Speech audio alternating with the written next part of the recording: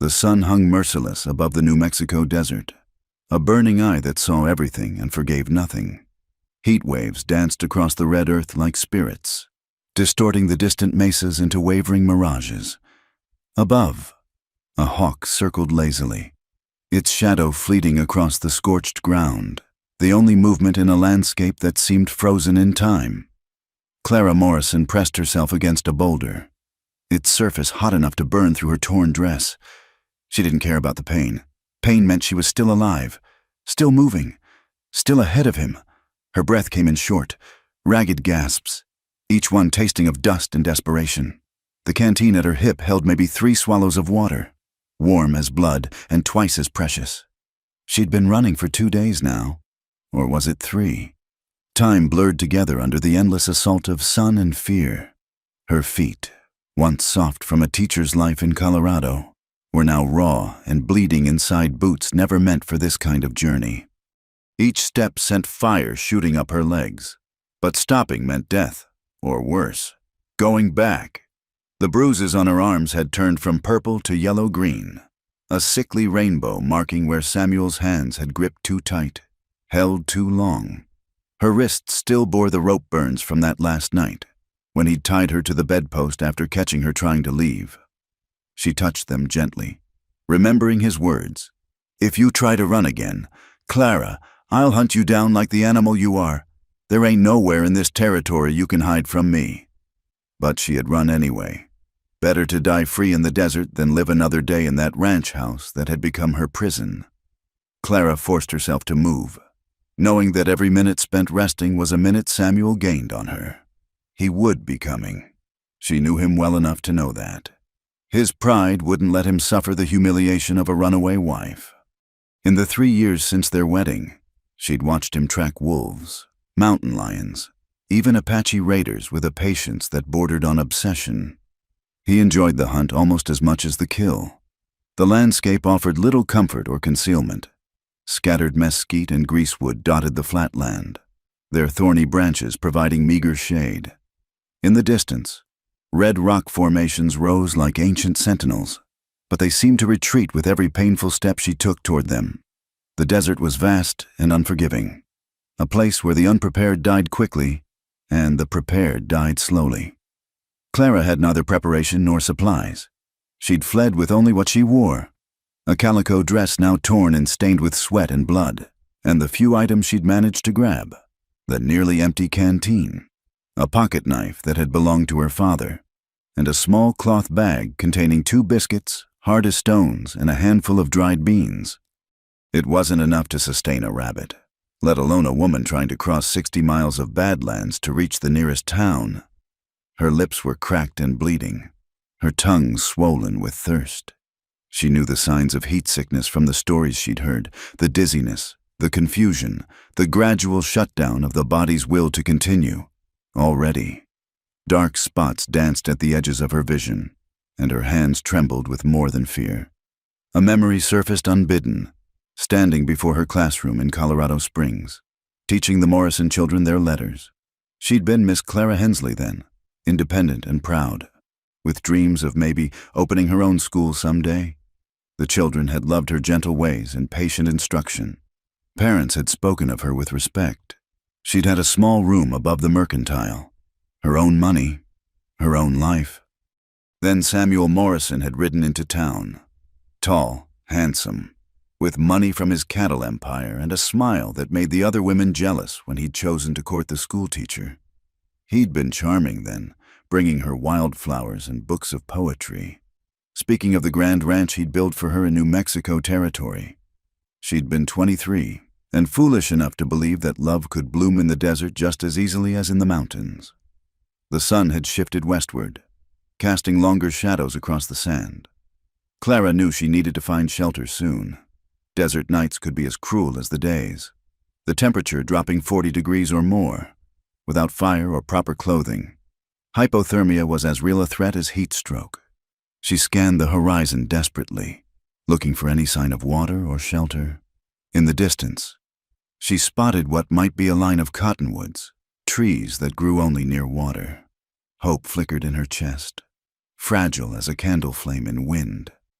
But it was so far, and her legs felt like they were made of water themselves, barely able to support her weight. Behind her, somewhere in that vast expanse of nothing, Samuel would be coming.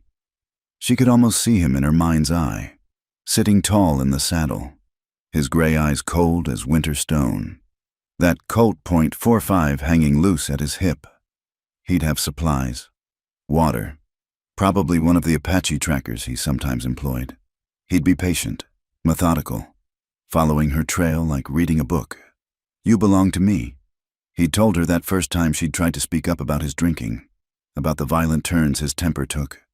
"Everything you are, everything you have, everything you'll ever be, it's mine by law and by God." Clara stumbled over a loose stone, catching herself before she fell. She couldn't afford to fall, couldn't afford the precious energy it would take to rise again. The cottonwoods seemed no closer, dancing in the heat like a cruel mirage. Her mind began to play tricks. She thought she heard horses, thought she saw riders cresting the distant hills, but when she blinked, there was only empty land and endless sky. She thought of her mother, dead these 5 years now, who'd warned her about marrying a man she'd known only 3 months. "The desert changes people, Clara," she'd said. "It strips away pretense, shows what's really underneath. Make sure you know what's under that handsome face before you say yes." But Clara had been in love, or thought she had been, and Samuel had seemed so different then, so eager to please, so full of plans for their future. It wasn't until after the wedding, after he'd taken her to that isolated ranch 50 miles from the nearest neighbor, that she'd learned what the desert had already known.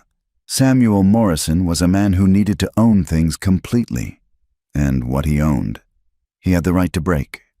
The sun touched the western mountains now, painting the sky in shades of orange and pink that would have been beautiful if Clara had eyes for anything but survival. She forced herself forward, one step, then another, her world shrinking to the simple act of putting one foot in front of the other. The cottonwoods were real. She could see individual branches now, hear the whisper of leaves in the evening breeze, just a little farther, just a little more. But her body had other ideas. Her knees buckled without warning, sending her sprawling into the dust. She lay there for a moment, cheek pressed to the still warm earth, tasting sand and defeat. This was how the desert claimed its victims, not in some dramatic final moment, but in the quiet surrender of flesh pushed beyond endurance. "Get up," she whispered to herself, the words barely audible. "Get up, Clara." But her limbs wouldn't obey. The darkness at the edges of her vision was spreading, and somewhere in that darkness, she thought she heard her mother singing the lullabies of her childhood. Maybe it wouldn't be so bad, dying here, better than what waited for her if Samuel found her alive. She closed her eyes, ready to let the desert take her. That's when she felt it, a vibration in the ground, rhythmic and growing stronger. Horses. Her eyes snapped open, adrenaline giving her the strength to turn her head. There, silhouetted against the dying light, a rider approached, but something was wrong with the picture. This wasn't Samuel's familiar form, wasn't the rigid posture of a man who'd learned to ride in eastern stables. This rider moved like water, flowing with the horse's motion as if they were one creature.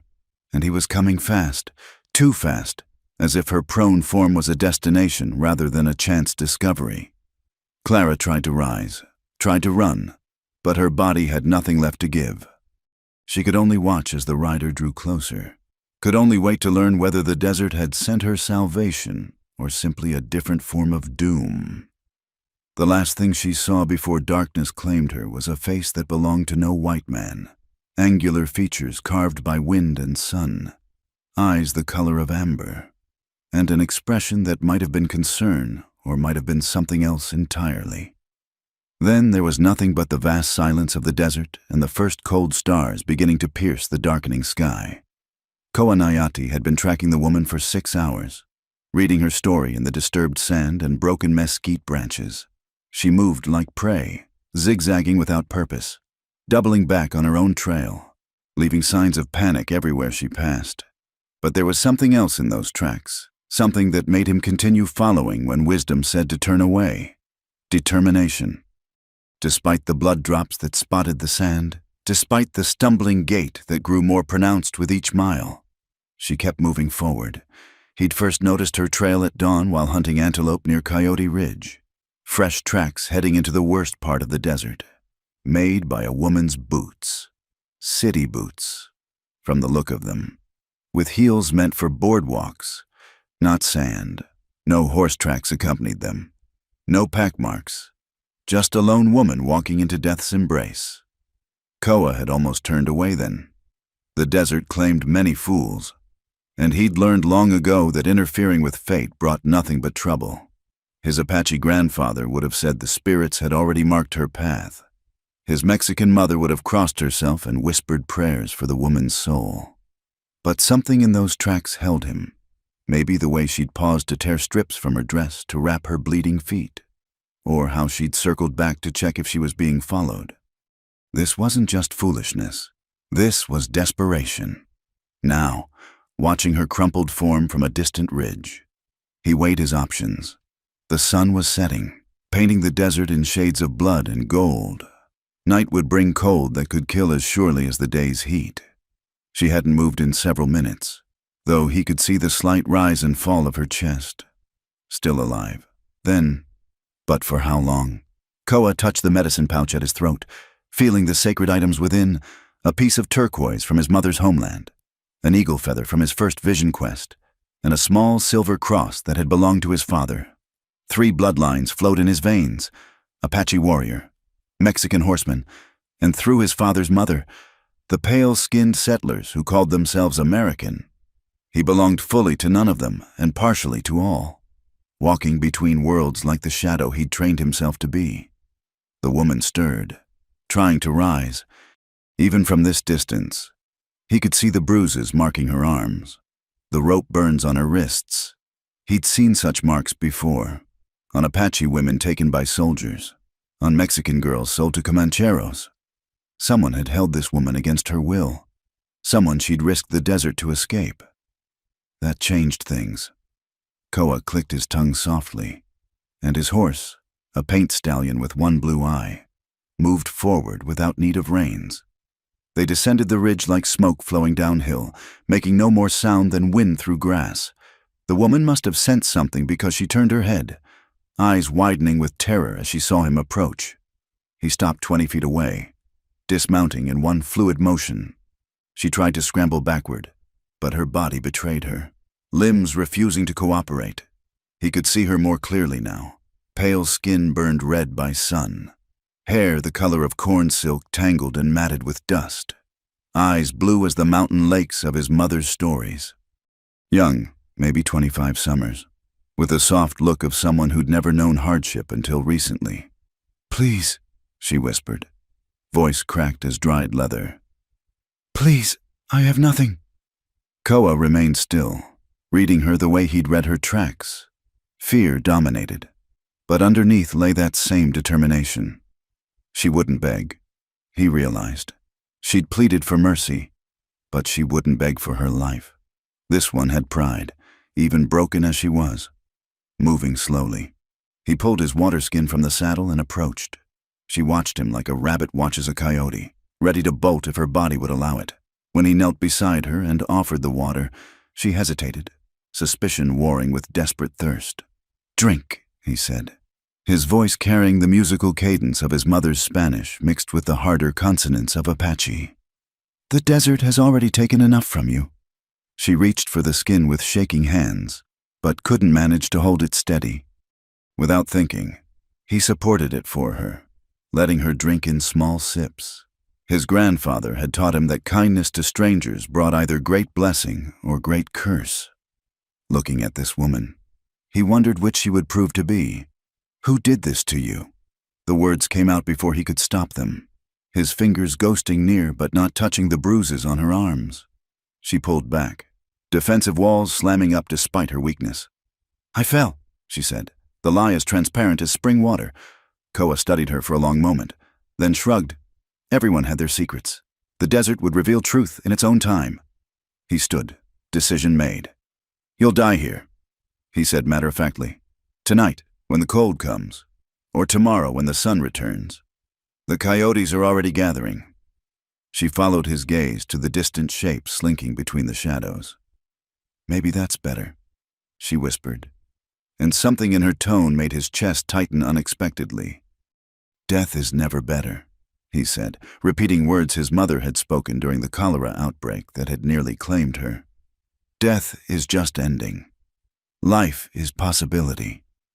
He moved back to his horse, untying the blanket rolled behind his saddle. The woman watched him with confused wariness as he returned and wrapped it around her shoulders. The wool smelled of smoke and horse and the wild herbs he used to keep insects away. I can't pay you, she said, clutching the blanket like it might be snatched away. Did I ask for payment? He crouched beside her again, this time checking her feet. The boots were ruined, the leather stiff with blood. Through the holes, he could see raw flesh that would fester by morning if not tended. These must come off. No, she jerked back, then gasped at the pain the movement caused. I need them. I have to keep going. Going where? He gestured at the empty desert stretching in every direction. The nearest town is 3 days riding. You wouldn't make 3 hours. Tears gathered in her eyes, but she blinked them back fiercely. I can't go back. I won't go back. I didn't say back. I said off. He waited, patient as stone, until she finally nodded, as gently as his hands knew how. He worked the boots free. Her feet were worse than he'd expected. Blistered, torn, already showing signs of infection. She bit her lip hard enough to draw blood but made no sound. From his saddlebags, he retrieved the healing supplies he always carried. Traditional Apache remedies mixed with Mexican herbs and a few modern medicines traded from American merchants. His hands worked with practiced efficiency, cleaning wounds, applying poultices, wrapping her feet in soft deer hide. You're Indian, she said, not quite a question. Apache, he confirmed, then added, and Mexican, and a quarter white, if bloodlines matter to you. She shook her head slightly. I used to think they did, back when I thought I understood the world.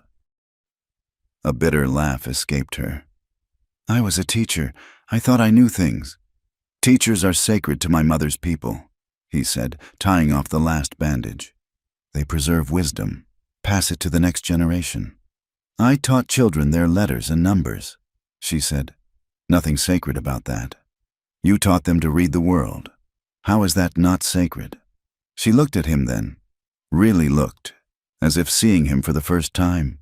He wondered what she saw, the Apache warrior trained to kill silently in darkness, the Mexican vaquero who could gentle wild horses with whispered words, or the part of him that belonged to neither world fully.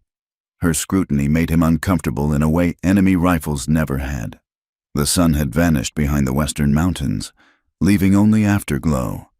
The temperature was already dropping, and he could see her beginning to shiver despite the blanket. Decision time. He could give her supplies, point her toward town, and ride away. That would be the wise choice, the safe choice. But wisdom and safety had never been his strongest guides. Can you ride? He asked. Hope flickered in her eyes, quickly suppressed. Yes, I could, if... He was already moving, adjusting his saddle, making room. When he turned back, hand extended, she hesitated again. Where? The single word carried volumes of fear and desperate need. There's a place, he said carefully. Hidden, safe, water, shelter, food. You can rest, heal, decide your next path. Why? Her voice broke on the word. Why would you help me? Koa considered the question, not sure he knew the answer himself. Maybe it was the determination in her tracks, the refusal to surrender even when surrender seemed the only option. Maybe it was the bruises that reminded him of other women, other times when he'd turned away and later wished he hadn't. Or maybe it was something in her eyes, a wildness that the desert recognized as kin. Because the one who did this to you, he said finally, he's wrong. You don't belong to him. The desert has claimed you now, and the desert protects its own. She stared at him for a long moment, then placed her hand in his. Her skin was soft despite the sun damage, her grip stronger than he'd expected. He lifted her easily. She weighed nothing, bones of a bird, and settled her in front of him on the paint stallion. "My name is Clara," she whispered as his arms came around her to take the reins. "Clara Morrison, though I suppose that doesn't matter anymore." "Names always matter," he said, clicking to set the horse in motion. "They carry power, tell stories, but if you need a new one, the desert will provide." She leaned back against him, whether from exhaustion or trust he couldn't tell. Her hair smelled of dust and fierce sweat, but underneath he caught a hint of something else. Lavender, maybe, or the rosewater Eastern women favored. Civilization clinging to her even here. They rode in silence as stars emerged overhead. The ancient patterns his grandfather had taught him to read. The horse knew the way, picking a path through rocks and thorns with the sureness of long practice. Koa felt the woman, Clara, relaxing against him incrementally, exhaustion finally overwhelming fear. "He'll come for me," she said suddenly, voice small in the vastness. "My husband, he'll never stop looking." "Let him look," Koa replied. "The desert is large and full of bones. Many men have vanished here, thinking themselves hunters." She shivered, and he couldn't tell if it was from cold or memory. "You don't know him. Samuel Morrison owns the largest ranch in 3 counties. He has money, men, influence. He's friends with the territorial governor. And yet, his wife runs barefoot through the desert to escape him." Koa guided the horse down a narrow deer trail visible only by moonlight. Power built on fear is like a house built on sand. It looked strong until the first real storm. They were entering canyon country now, the walls rising around them like protective arms. Clara had gone quiet, and he thought she might have fallen asleep until she spoke again. "I dream sometimes that I'm back in Colorado, teaching school, free to walk where I please without asking permission." Her voice carried a longing sharp as any blade. "Foolish dreams. No dream of freedom is foolish," he said, thinking of his own people, forced onto reservations, told where they could ride and where they couldn't. Sometimes dreams are all that keep us alive. The horse's hooves echoed off stone as they entered a narrow canyon that seemed to lead nowhere. But Koa knew its secrets, knew the hidden turn that revealed a passage barely wide enough for a rider, knew the ancient handholds carved by his ancestors that allowed access to the valley beyond. "Close your eyes," he told Clara as they approached the passage. "Trust me." He felt her tense, then deliberately relax, choosing trust over fear. It moved something in him, that small act of faith. The passage was dark as a cave, branches scraping at them from both sides. But then they emerged into moonlight again, and Clara's soft gasp told him she saw what he'd wanted her to see. The hidden valley spread before them like a secret jewel, grass silver in the moonlight. The musical sound of running water, cottonwoods whispering promises of shade and safety. Along the far wall, ancient drawings told stories of his people's time here before the white men came, before the world changed. "It's beautiful," Clara breathed, and he heard tears in her voice. "It's sanctuary," he corrected, guiding the horse toward the small adobe structure built against the canyon wall. Not his work, but maintained by him, a shelter for those who needed it. For tonight, tomorrow, as long as necessary. As he lifted her down from the horse, her hands gripped his shoulders for balance, and their eyes met. In that moment, he saw past the fear and exhaustion to something else, a spark that refused to be extinguished, a strength that bruises and brutality hadn't broken. "Thank you," she whispered. "Don't thank me yet," he replied. Surprised by the roughness in his own voice, the desert extracted a price for its protection. You may find it higher than you're willing to pay. But even as he said it, looking into those eyes blue as mountain lakes, Koa suspected the price might be extracted from him as well. The spirits worked in mysterious ways, and bringing this broken bird to his sanctuary would have consequences he couldn't yet foresee. For now, though, there was water to fetch and a fire to build, wounds to tend and a woman to keep alive through the cold desert night. Tomorrow would bring its own challenges, including the certainty that Samuel Morrison would come hunting.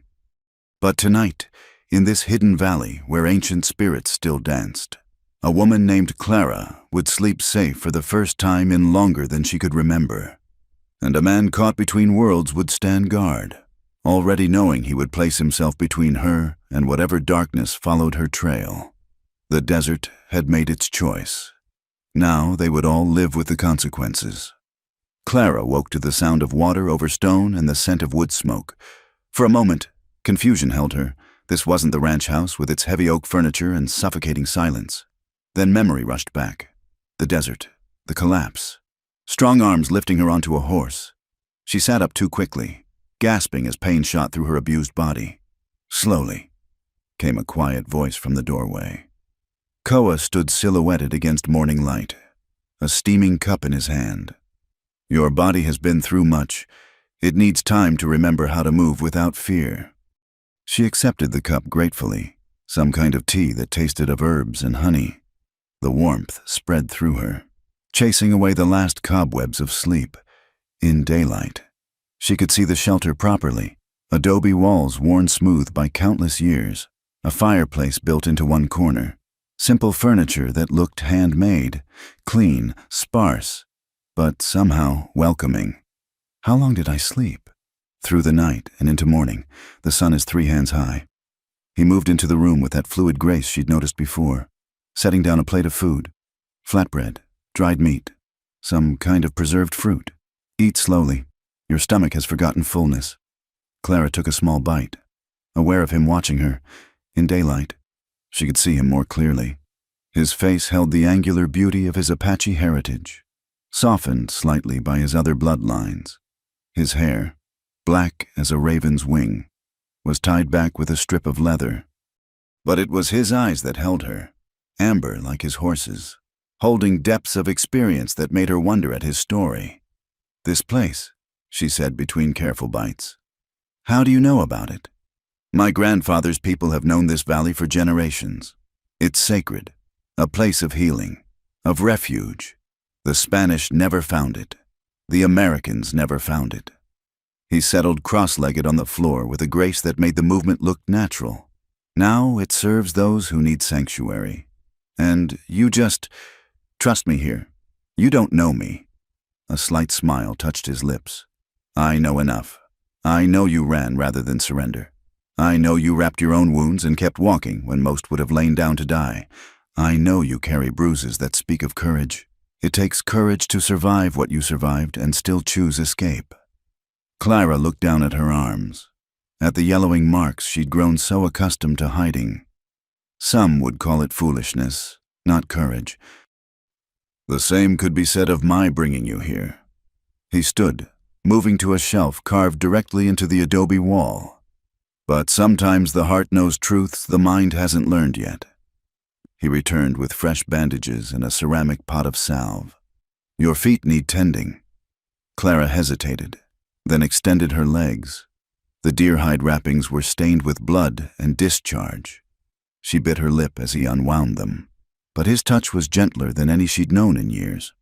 The wounds looked better than she'd feared, still raw, but clean, already beginning to heal. "This will hurt," he warned, scooping salve onto his fingers. It smelled of pine and something sharper. "I'm used to hurt," she said without thinking, then flushed at the admission. His hands stilled for a moment. When he spoke, his voice carried an edge she hadn't heard before. No one should be used to hurt. The salve did burn, but it was a clean pain, medicinal rather than malicious. Clara found herself studying his face as he worked, the complete concentration he gave to the task. When had someone last touched her with such careful intent to heal rather than harm? "There," he said, tying off the last bandage. "A few more days and you'll walk without pain. A week, and you can travel if you choose." Travel where? The question escaped before she could stop it. "I have nowhere to go. No money, no family, nothing but the clothes you found me in. The desert teaches us that nothing is just another word for possibility." He cleaned his hands in a bowl of water, movements precise and economical. But those are tomorrow's concerns. Today, You heal. A comfortable silence settled between them as Clara finished eating. Through the open door, she could see the valley beyond. Green grass rippling in the breeze, the stream catching sunlight like scattered diamonds. It seemed impossible that such a place could exist in the harsh landscape she'd crossed. "I should know your name," she said suddenly. "You saved my life, and I don't even know what to call you." "Koa Nayati," he said. "Koa to my mother's people, Nayati to my father's." "What does it mean?" "Koa is crow in the old language. Nayati means he who wrestles. My grandmother said I was born fighting, the cord wrapped around my neck, refusing to breathe until the medicine man tricked me into it." That slight smile again. "She said the spirits marked me as stubborn from the first moment." "Stubborn enough to help strange women in the desert?" "Apparently so." Clara set aside the empty plate, feeling more human than she had in months. "I should tell you, my husband, Samuel Morrison. He's not a man who accepts loss. He'll come looking. You said this last night." Koa's expression didn't change. "Let him come. You don't understand. He has resources, connections. He's hired Apache trackers before. For hunting, he knows this country." "He knows the surface of this country," Koa corrected. "There's a difference between knowing where water runs and understanding why it chooses that path. Between seeing tracks and reading the story they tell. Your husband is a man who takes. The desert gives nothing to those who only take." Clara wanted to argue, to make him understand the danger, but something in his calm certainty quieted her protests. Instead, she asked, "Why do you live out here alone?" "Who says I'm alone?" He gestured toward the door. "The hawk that nests in the cottonwood, the fox who drinks at dawn, the spirits of my ancestors in the canyon walls. This valley is fuller than any town. But no people? People come when they need to, like you." He rose, fluid as water. "Can you stand? There's something you should see." Clara tested her legs carefully. They held, though she had to grip the wall for balance. Koa offered his arm, and after a moment's hesitation, she took it. His skin was warm, roughened by sun and work, but his support was steady as stone. He led her outside, moving slowly to accommodate her careful steps. The morning air carried the sweetness of grass and wildflowers she hadn't noticed in the darkness. The stream ran clearer than any water she'd seen, emerging from the rocks at the valley's head and winding between cottonwoods and willows. "Look," he said, pointing to the canyon wall. Clara gasped. In daylight, she could see them clearly, ancient drawings covering the rock face, horses and hunters, spirals and suns, handprints that seemed to reach across centuries. Some were faded by time, others still vibrant with color. "My people's history," Koa explained. "This was a gathering place, long before the Spanish came. Warriors would come here before battle to seek visions. Women came to give birth. The dying came to pass peacefully from one world to the next." "It's beautiful." Clara reached out, not quite touching the stone. "Like a book written on the world itself. You understand." His approval warmed her more than it should have. Not everyone sees it. Some look and see only primitive drawings. "I was a teacher," Clara reminded him. "I know stories matter, however they're told." They stood quietly, Clara aware of his supporting arm, of the solidness of him beside her. Safe. The word whispered through her mind. Foreign after so long. When was the last time she'd felt safe in a man's presence? "There's a pool further up," Koa said eventually. "Fed by a hot spring? It would help your muscles. Ease the pain." Clara felt heat rise in her cheeks. My dress. There are clothes in the shelter, things left by other travelers, cleaned and mended." His voice carried no judgment, only practicality. "The desert cares nothing for what we wear, only that we survive." An hour later, Clara lowered herself into the natural pool, gasping at the heat. She wore a simple shift Koa had found, loose cotton, worn soft by countless washings. He had withdrawn to give her privacy, but she could see him in the distance, tending his horse, his presence a comfort rather than a threat. The water worked its magic on her battered body, unknotting muscles she hadn't realized were clenched. Steam rose around her, scented with minerals and thyme. She let her head fall back, hair floating like water weeds, and, for the first time in 3 years, felt the possibility of being clean, not just in body, but in spirit. When she finally emerged, she found Koa had left new bandages and a clean dress on a nearby rock. The dress was simple, blue calico, patched but serviceable. It fit well enough, and more importantly, it wasn't the torn reminder of her flight. She found him by the stream, repairing what looked like a fishing weir. He glanced up at her approach, and something flickered in those amber eyes before his expression settled back to calm. "Better?" he asked. "Much." She settled carefully on a smooth boulder, mindful of her tender feet. "I feel almost human again." Human is a good start. He returned to his work, strong hands weaving willow branches with practiced ease. "Though my grandfather would say there are better things to be." "Like what?" "Like yourself. Whoever that is when fear stops driving the choices." Clara considered this, watching the water flow past. "I'm not sure I remember who that is anymore." "Then you have the gift of discovery ahead." He secured the last branch, testing the weir's strength. "Most people never get to choose who they become. They simply accept what others tell them to be." "Is that what you did? Choose who you became?" His hands stilled. "In a way, I chose which voices to follow. My Apache grandfather, who taught me to fight. My Mexican mother, who taught me to heal. My white grandmother, who taught me letters and numbers and the strange ways of Eastern thinking." A wry smile. "The difficulty is when those voices disagree. And when they do, then I come here." He gestured at the valley. "And listen to older voices, until I remember which thoughts are mine and which were given to me." Clara understood that more than she could express. How many of her thoughts were her own anymore, and how many were Samuel's voice in her head, telling her what she was worth, what she deserved, what she could never be. The sun climbed higher, warming the valley. Koa showed her edible plants growing along the stream, pointed out the different birds that called this place home. His knowledge seemed endless, but never boastful, simply shared, like gifts freely given. By afternoon, Clara's strength was flagging. Koa noticed before she could hide it, guiding her back to the shelter without making her ask.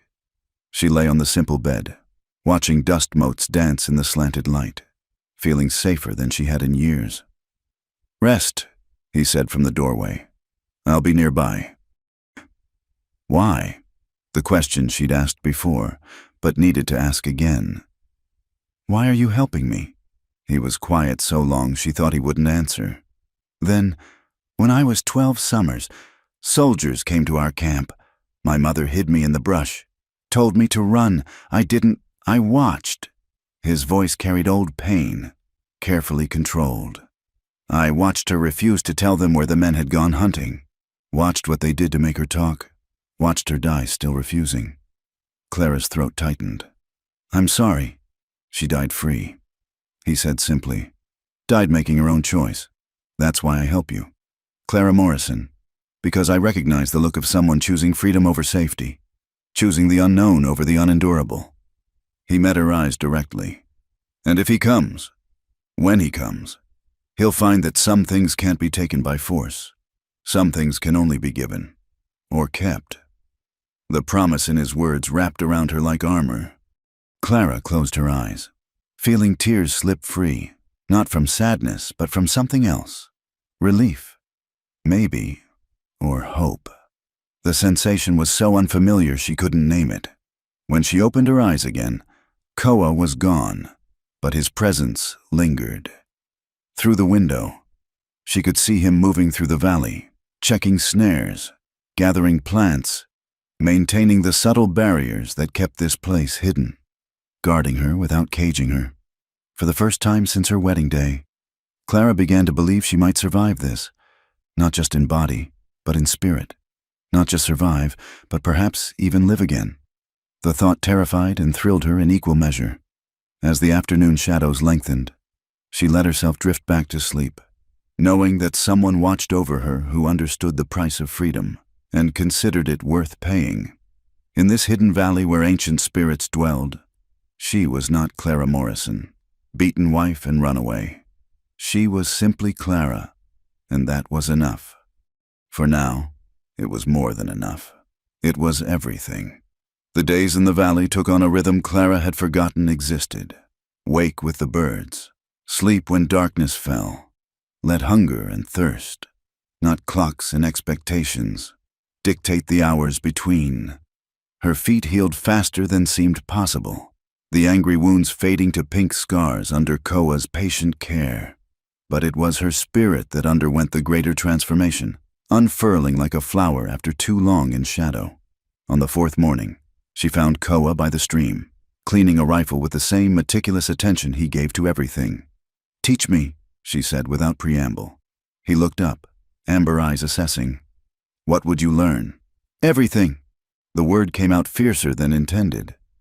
How to find water, how to make fire, how to shoot, how to survive without depending on anyone else's mercy. "Independence is illusion," he said, returning to his task. "Even the eagle depends on wind. Even the mountain depends on stone. We all need something. Someone. Then teach me to need less, to need differently." Clara sat beside him, careful of her still tender feet. "I spent 3 years needing someone who used that need as a weapon. Never again." Koa was quiet for a long moment, hands moving surely over the rifle's mechanism. Then he set it aside and faced her fully. "What I teach won't make you safe. Knowledge can become its own burden. Skills carry responsibility. I'm not asking for safety. I'm asking for choice." Something shifted in his expression. Approval, perhaps, or recognition. "Then we begin." He started with water, leading her through the valley to show her the signs, the particular green of cottonwoods that marked underground streams, the way certain birds flew at dawn toward hidden springs, how to read the land's contours for places where water gathered. "See here," he said, kneeling by a dry wash. "Old water path. Follow upstream. You find where it begins. Follow down. You find where it pools." His finger traced the subtle signs in sand and stone. Water has memory. It returns to paths it knows.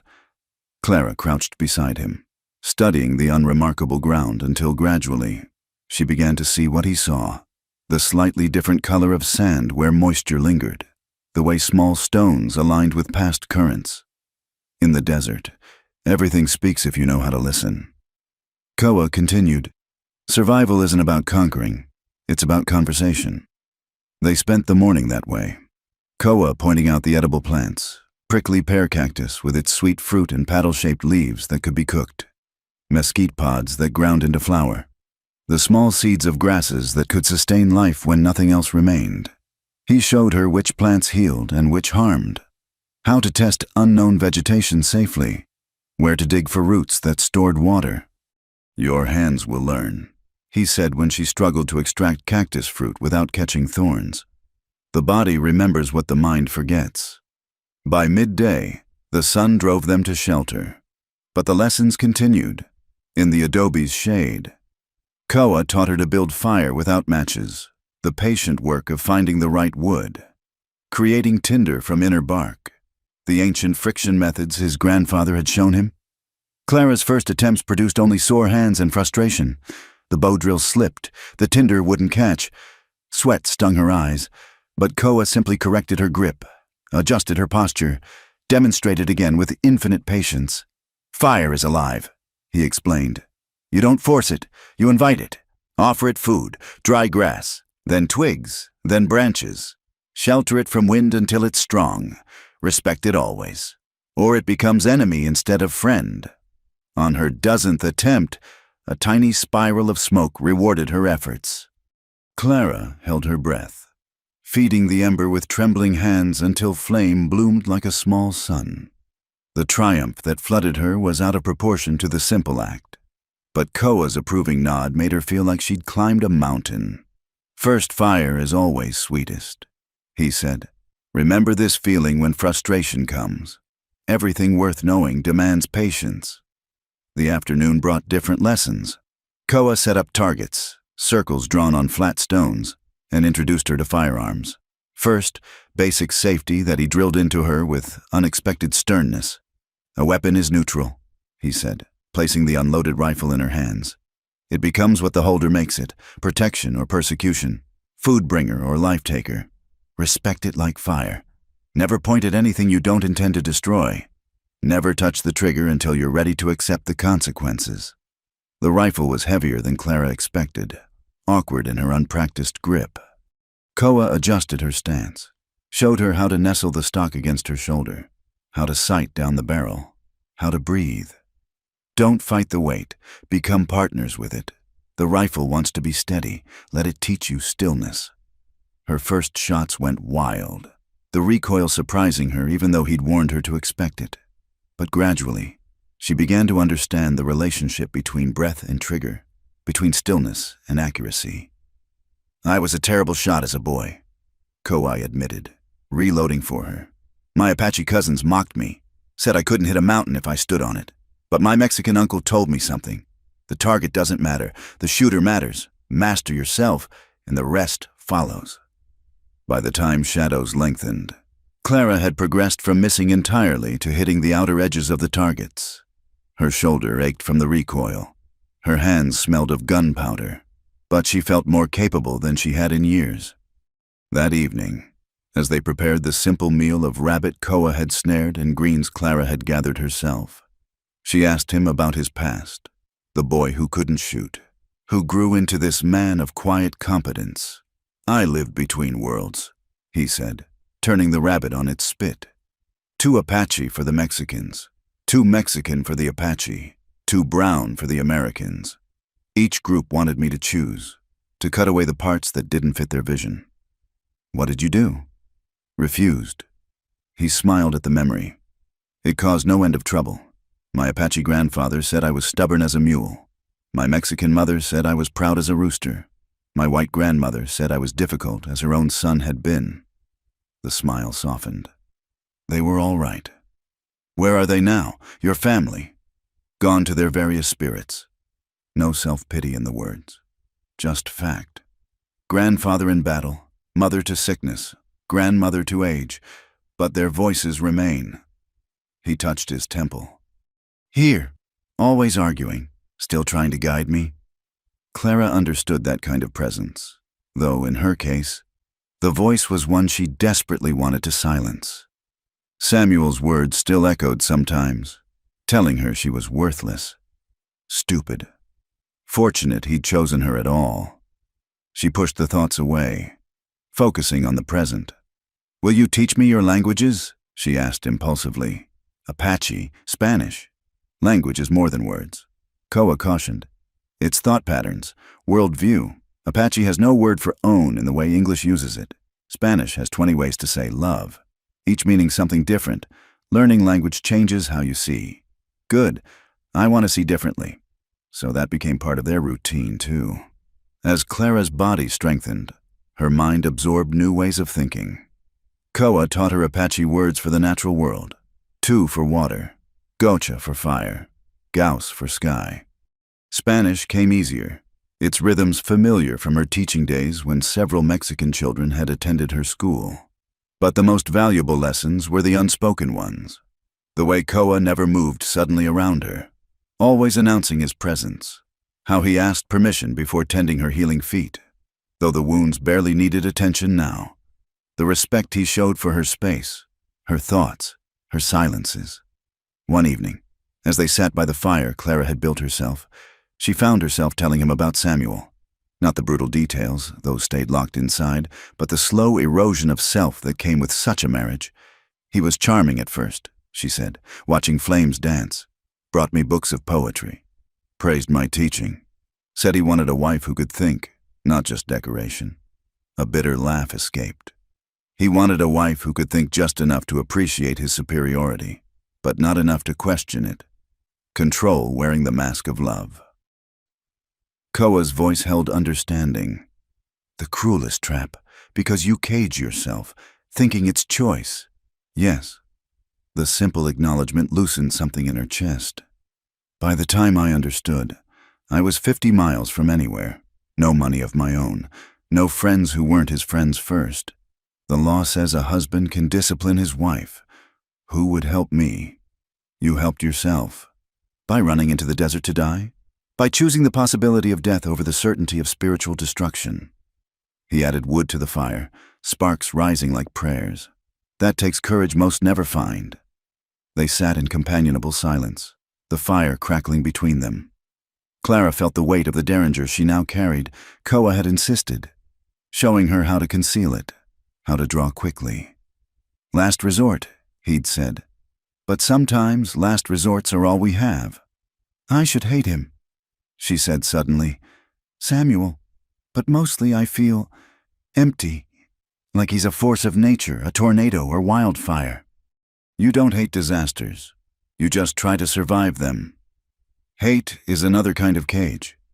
Koa observed. It chains you to what you despise. Better to feel nothing, best to feel free. Are you free? The question slipped out before she could stop it. He considered this. Amber eyes reflecting firelight. More than most, less than the hawk. But freedom isn't a destination. Clara, it's a practice, daily chosen. Today, I chose to teach instead of hunt alone. You chose to learn instead of hide. Tomorrow we'll choose again. What if I choose to stay? Her heart hammered at her boldness. Not forever, but until I'm stronger. This valley shelters those who need it. His expression gave nothing away. Stay until you hear your own voice clearly again. Then decide. That night, Clara lay awake despite her exhaustion, mind replaying the day's lessons. Her shoulder ached from shooting. Her hands bore new calluses from fire-making. Her tongue stumbled over Apache words. But beneath the physical changes, something deeper shifted. For the first time in years, she was learning not what someone else demanded, but what she chose to know. When sleep finally came, she dreamed not of Samuel's pursuing hoofbeats, but of clear water and patient hands, of words in 3 languages that all meant some variation of free. She woke once to coyote song and smiled, recognizing their voices individually now as Koa had taught her. The young female with the high yip, the old male whose call cracked at the edges. Everything had a voice if you learned to listen. Even, especially, the quiet voice inside that had been silent so long she'd forgotten its sound. But here in this hidden valley, protected by ancient spirits, and a man who understood the price of choosing your own path, that voice grew stronger each day. Clara closed her eyes and listened to it whisper, "You're going to survive this. You're going to be more than you were. You're going to live." And for the first time, she believed it. The peace of the valley shattered on the 10th morning like glass hitting stone.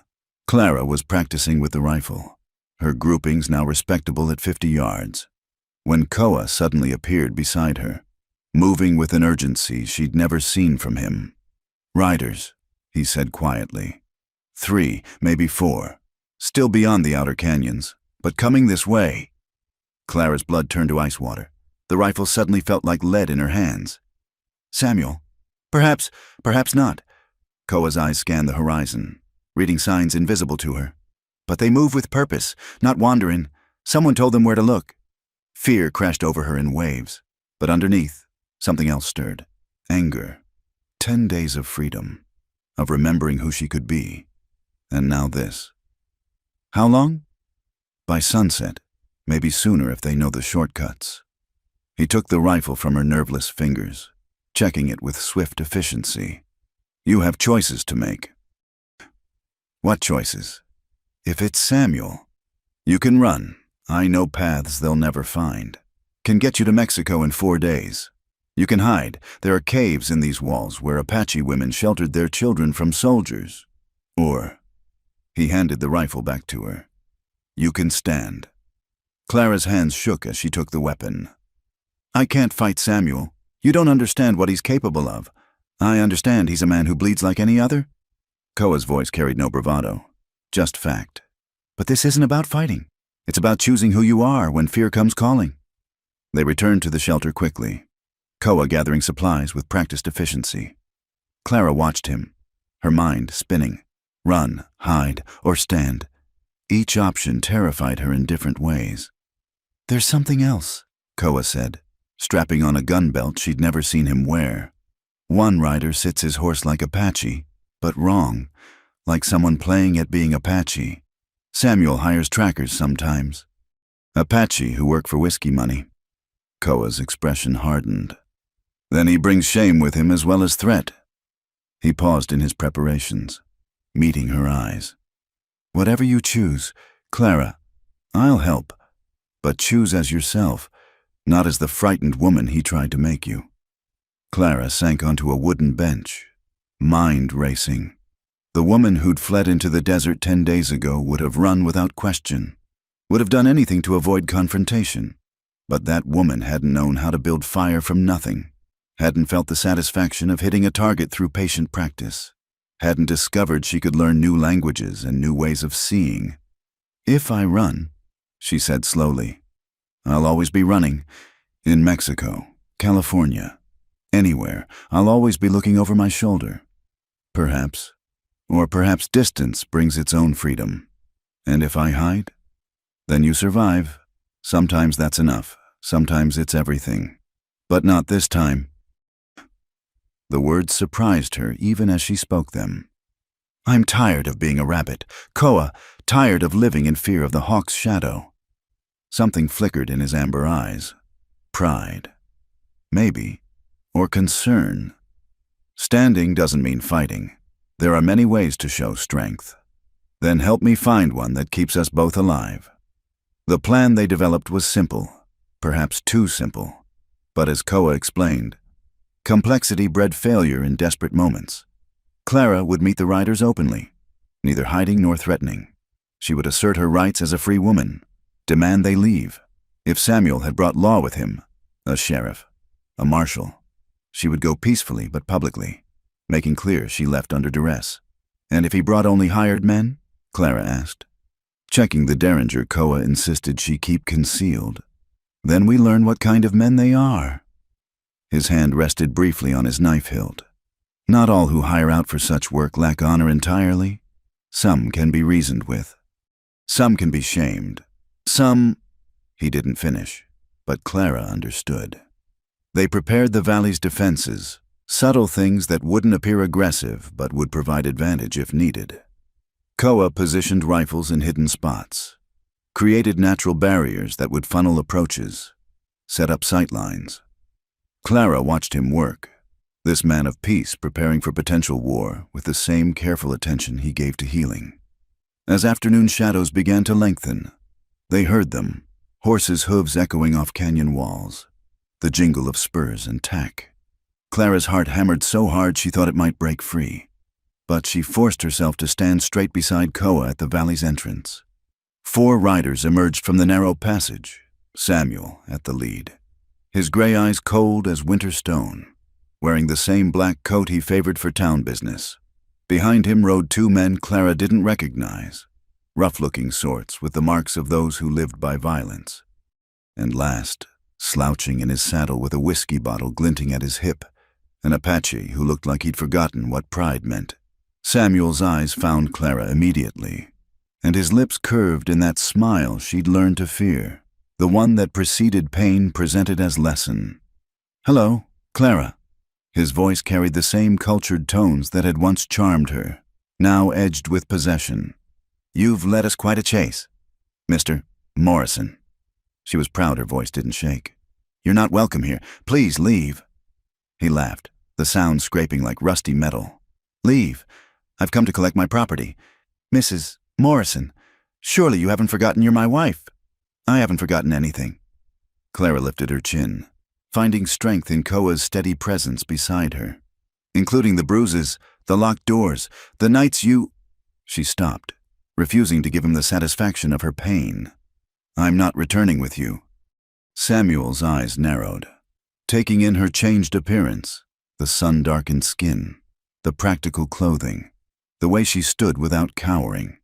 His gaze shifted to Koa, and his expression hardened further. I see. Found yourself a savage to rut with. He leaned forward in his saddle. Judge Harrington will be very interested to hear how my wife abandoned her marriage vows for some half-breed's bed. Heat flooded Clara's face. But before she could respond, Koa spoke, his voice carrying quiet authority. "You dishonor yourself with such words. She came here seeking sanctuary from brutality. Nothing more. Don't speak to me, savage." Samuel's hand moved toward his gun.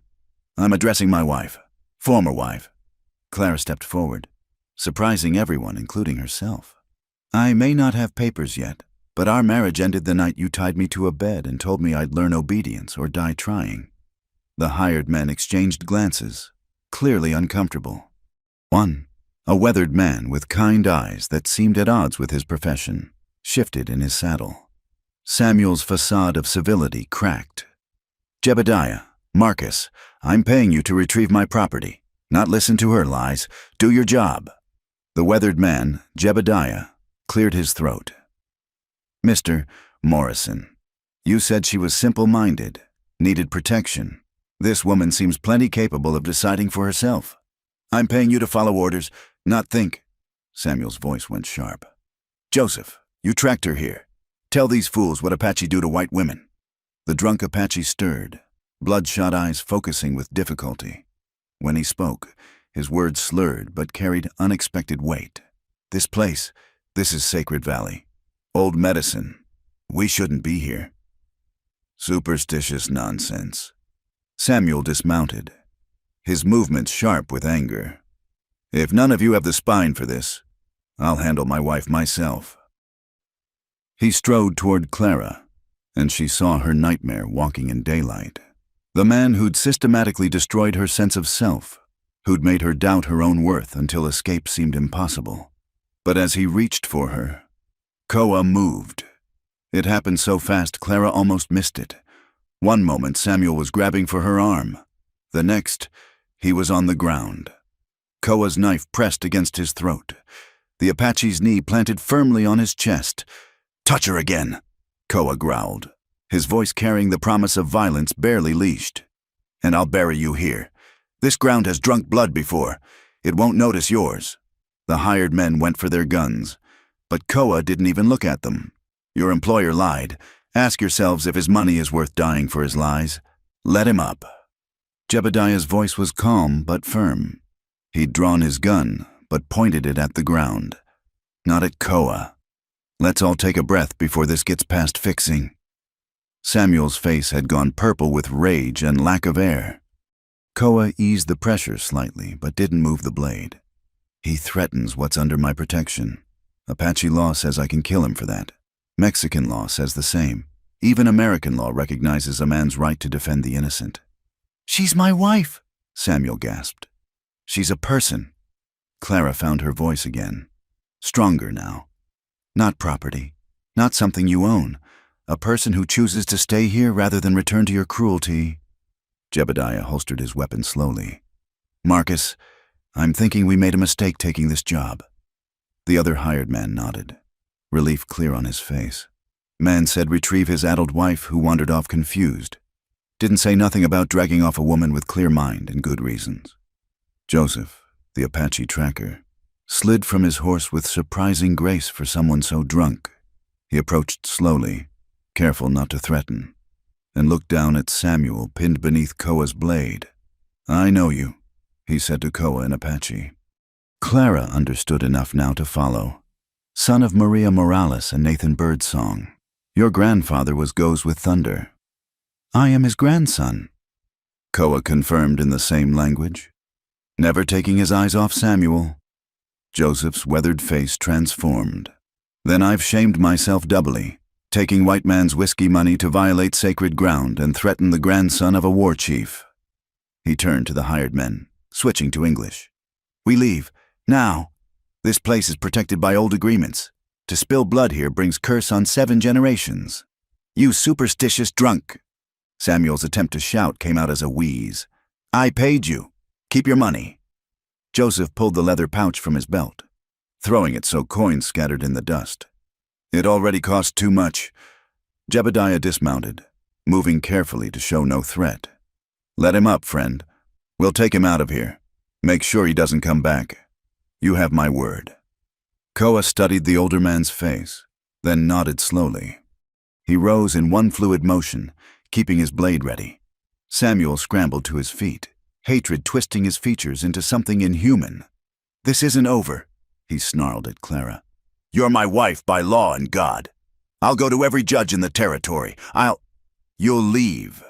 Jebediah's voice cut through the threats like a blade of its own. "You'll leave, and you'll count yourself lucky this man showed restraint. I've seen what Apache do to men who hurt women under their protection. A knife to the throat is a kindness compared to that." He and Marcus flanked Samuel, not quite touching him but making clear he had no choice. Samuel's gray eyes found Clara one more time, promising retribution without words. But for the first time, she met that gaze without flinching. "Goodbye, Samuel." The words came out steady, final. "Don't come back." They marched him to his horse, Jebediah keeping a firm hand on the reins. As they prepared to leave, the weathered gunman looked back at Clara. "Ma'am, for what it's worth, I got a daughter about your age.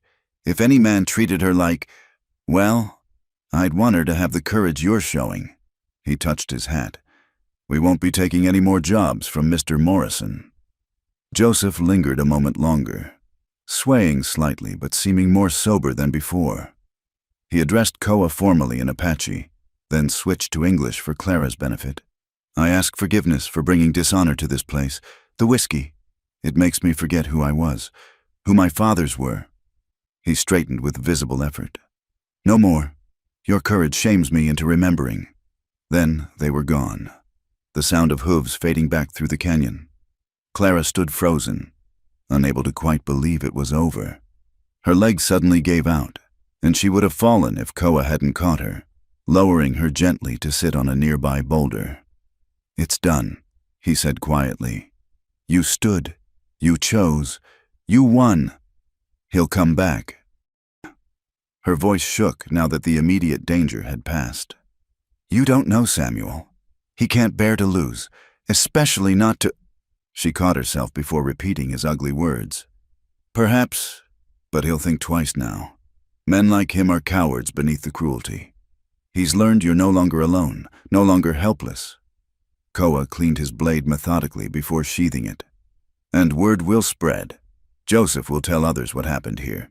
The story will grow with each telling. Soon, Samuel Morrison will be known as the man who tried to drag his wife from sacred ground and was shamed for it. Reputation matters to him more than anything," Clara realized slowly. "More than money, more than possession. If people knew the truth about why I left, then perhaps it's time that truth was told." Koa helped her to her feet. "But that's tomorrow's choice. Today, you faced your demon and didn't run.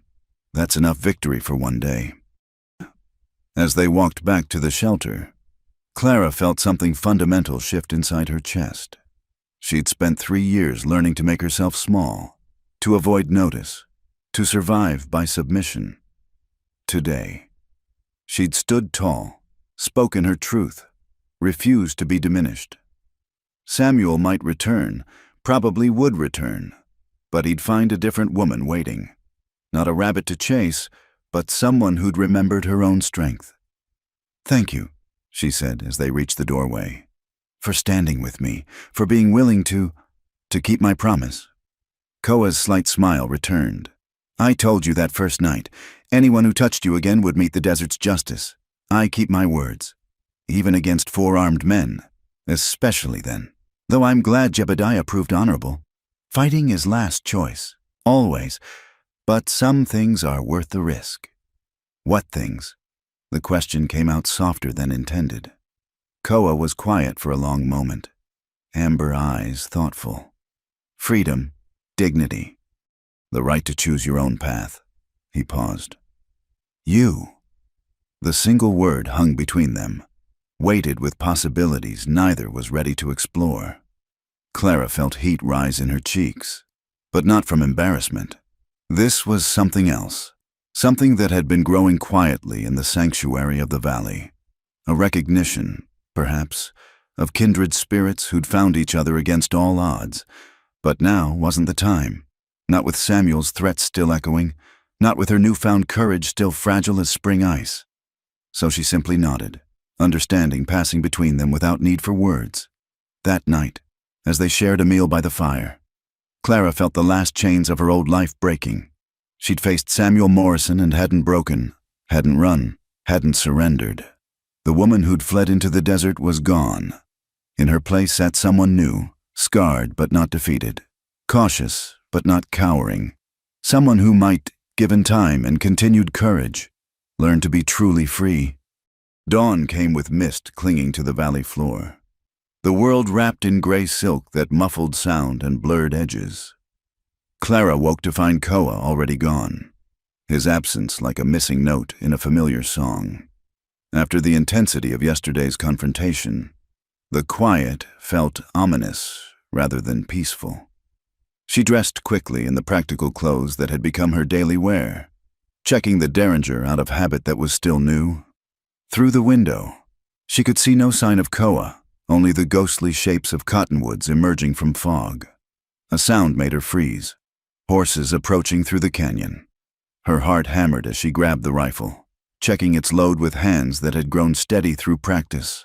But these hoofbeats were different from yesterday's measured approach. These came fast, urgent, accompanied by voices calling out in distress. Clara positioned herself behind cover, rifle ready, just as Koa had taught her. The mist parted to reveal two riders, Jebediah cross from yesterday, supporting another figure who slumped forward in the saddle. Blood stained both their clothes. "Help!" Jebediah's weathered face was tight with strain. "Please, we need help!" Clara emerged cautiously, rifle lowered but ready. As the riders drew closer, she gasped. The injured man was Joseph, the Apache tracker, and he'd been shot, a dark stain spreading across his left side. What happened? She was already moving to help as Jebediah half fell from his horse, struggling to keep Joseph from sliding to the ground. "Morrison!" Jebediah gasped. "The bastard ambushed us 5 miles out, shot Joseph when he tried to stop him coming back here. Marcus is dead!" Clara's blood turned cold, but her hands remained steady as she helped ease Joseph down. "Where's Samuel now?" "Coming!" Jebediah's eyes were wild with exhaustion and fear. "Maybe an hour behind, maybe less." "He's got 6 men with him this time. Hired killers from Silver City. Lost him in the canyons, but he'll find the way." Koa materialized from the mist like a spirit, taking in the scene with one comprehensive glance. Without a word, he lifted Joseph with surprising gentleness, carrying him toward the shelter. "Bring water," he commanded. "Clean cloth, my medicine bag from the high shelf." They worked in tense efficiency, Koa's hands sure and quick as he examined the wound. The bullet had passed through, missing vital organs but leaving damage enough. Joseph drifted in and out of consciousness, muttering in Apache about dishonored ancestors and whiskey demons. "Will he live?" Clara asked, holding Joseph steady as Koa cleaned the wound. "If infection doesn't take him, if we have time to let him heal." Koa's jaw tightened. "How many men?" 6 plus Morrison." Jebediah slumped against the wall, looking every one of his 50-odd years. Hard cases, every one. The kind who enjoy their work. Morrison promised them extra for... He glanced at Clara, then away. "For bringing you back breathing but not necessarily whole." Clara's hands stilled on the bandages. The careful controls Samuel had always maintained in public had finally cracked completely. He no longer cared about appearances, about what people might say. That made him infinitely more dangerous. "You should go," she told Koa as he tied off Joseph's bandages. "This isn't your fight." Koa's amber eyes flashed dangerously. "You insult me with such words. This valley is under my protection. You are under my protection." Joseph shed blood defending that protection. Their fight became mine the moment Morrison pointed guns this direction. 7 men, Koa, armed killers. Numbers mean less than terrain and preparation. He stood, wiping blood from his hands. "Mr. Cross, can you shoot?" "Well enough." Jebediah straightened despite his exhaustion. "I ain't running, if that's what you're asking.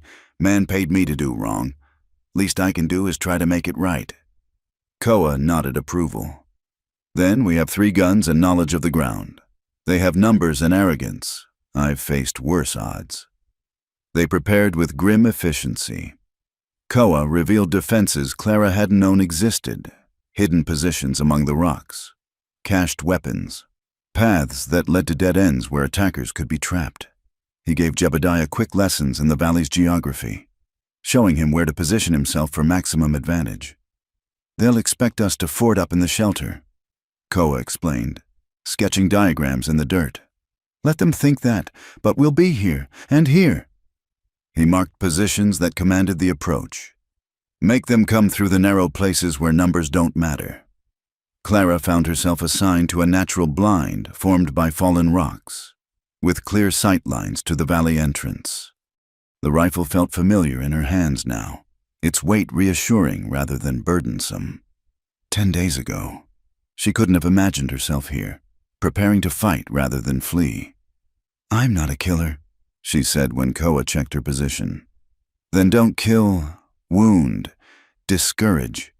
Make them reconsider the cost of Morrison's obsession." He adjusted her sight line slightly.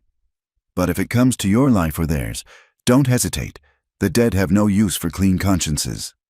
The mist began to lift as the sun climbed higher, revealing the valley in stages like a theater curtain rising. Clara could hear them now, horses and harsh voices echoing off canyon walls. Her mouth went dry, but her hands stayed steady on the rifle. They came as expected, straight up the main approach, confident in their numbers. Samuel rode in the center, protected by his hired guns, even at distance. Clara could see the change in him, something wild in his posture, dangerous in its abandonment of restraint. "Clara!" His voice boomed across the valley. "One last chance. Come out now, and I'll only punish you moderately. Make me dig you out, and I'll let these men have their fun before dragging what's left home." Bile rose in her throat, but Clara held position as Koa had instructed. "Let them come. Let them enter the killing ground." The riders advanced cautiously despite their numbers, professionals who recognized the danger of enclosed terrain.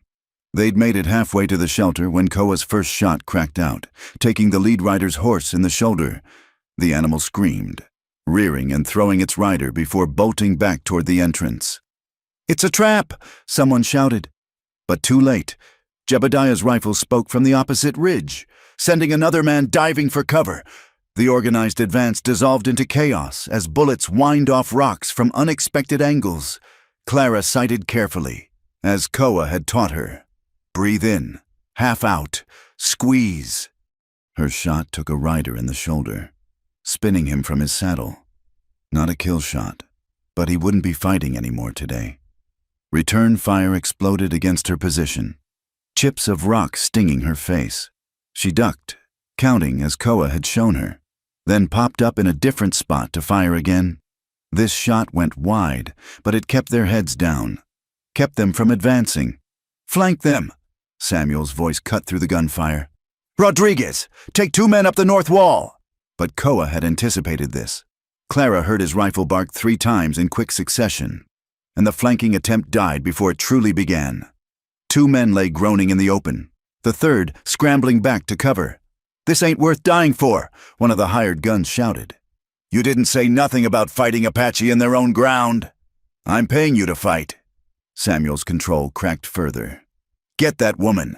Get her yourself." The desertion started with 1 man breaking for the entrance, then another. Soon half the remaining force was in retreat, unwilling to trade their lives for Samuel's money. Bullets followed them out, Koa ensuring they'd think twice before returning. That left Samuel and 2 others, men too stupid or too proud to run. They huddled behind what cover they could find, occasionally firing to keep the defenders' heads down. "You think you've won?" Samuel called out, his cultured voice ragged at the edges. "I'll burn you out. I'll come back with 20 men, 30. You'll never know peace. Clara, never." That's when Joseph stirred in the shelter behind them. Despite his wound, the Apache had dragged himself to the doorway, propping himself against the frame with his rifle across his knees. "Morrison!" His voice cracked but carried. "You brought dishonor to sacred ground. You spilled blood where blood shouldn't flow. The spirits mark you. Shut up, you drunk savage." Joseph spoke in Apache then, his words flowing like water over stone. Clara understood enough to recognize it as a curse, or perhaps a prophecy. The two remaining hired guns exchanged nervous glances, and one suddenly broke. Running for his horse without a backward look, now it was 3 against 1, Samuel and his last supporter pinned down with nowhere to go. The sun climbed toward noon, heat beginning to shimmer off the rocks. Clara could see Samuel clearly now, see the desperation that had replaced his usual cold control. "Mr. Morrison," Jebediah called out. "This is done. You lost. Take what dignity you got left and ride away. I don't take orders from traitors." "Then take some advice." Koa's voice rang out, calm and deadly. "Every minute you remain dishonors you further. Your men have abandoned you. Your wife has chosen freedom over fear. You have nothing here but the death you seem eager to find." The last hired gun had heard enough. "I'm out," he called, standing slowly with hands raised. "This ain't my fight no more. You coward." Samuel turned his gun on his own man, but the professional was faster, diving and rolling as Samuel's shot went wild.